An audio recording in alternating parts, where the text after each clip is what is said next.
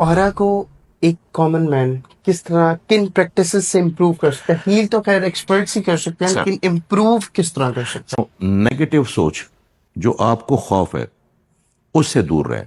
Negative thought को entertain ही ना करें। आपको नहीं पता कि एक नेगेटिव थॉट आपको 2 महीने की बीमारी जितना डैमेज करता है। आप अपने माइंड को खुले दरवाजा ना बनाएं कि उसमें हर गेस्ट वांटेड और अनवांटेड दोनों गेस्ट आ सकें। आपने जो बुरी चीज है उसको एंटरटेन ही नहीं करना, उसको सोचना ही नहीं, वसवसे को सोचना ही नहीं। आपने अच्छा अच्छा सोचना है, इतना ट्रेन कर लें। उससे क्या होगा कि आपकी एनर्जी और फ्लो में आ जाएगी ना, मुस्बत आ हैं? जाएगी। लेकिन सर अगर सर्कमस्टांसेस ऐसे नजर आ रहे हैं कि चीजें पॉजिटिव नहीं है और या आपको पता है, तो उसके अंदर ये करना थोड़ा डिफिकल्ट नहीं होता? देखिए जी, बिलीवर और नॉन बिलीवर में यही फर्क होता है। अल्लाह ताला के जिसके साथ ताल्लुक बन जाए, ठीक है, वो तो उनके साथ भी ताल्लुक बनाता है जो उसको मानते भी नहीं है। तो वो क्या करता है, आपको दुख तकलीफ से मुबारा कर देता। बड़ी से बड़ी प्रॉब्लम आएंगी, प्रॉब्लम्स आएंगी, जिंदगी है।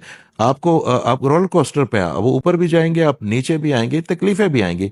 मजा तो तब है कि जब आप अल्लाह ताला ने आपको सारा कुछ दे दिया तो आपने शुक्र कितना अदा किया। एक तकलीफ आई तो ऊंट की तरह बिलबिलाना शुरू कर दिया आपने।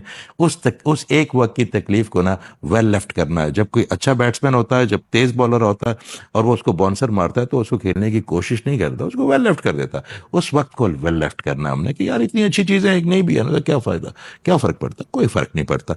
आपने पॉजिटिव सोचना है। आपने अपनी इबादत, अपनी रियाजत और अपने आप को टाइम जरूर देना है।